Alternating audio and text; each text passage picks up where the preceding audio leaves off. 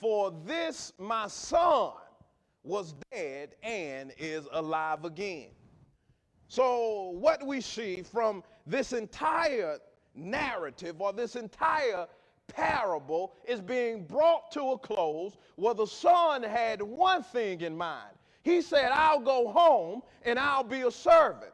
But before he could tell his father that he wanted to be a servant, the father cut him off and said, no, you're not going to be my servant, but you're going to be my son. In fact, the father said that I got you covered, son. I want you to understand that you were dead, but now you're alive.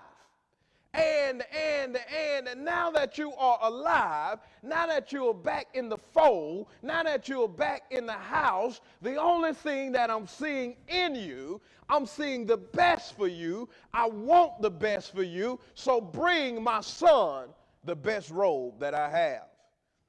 And God does the same thing with us.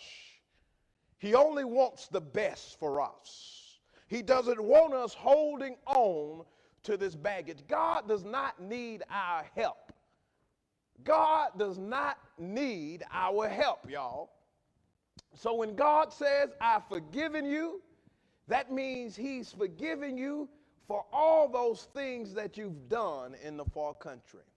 And when he forgives you for all those things that you've done in the far country, he is looking at you as the best version of yourself. The reason why I know that, the reason why I know he's looking at you as the best version of yourself is simply because he is willing, he is able, and he does provide you with the best.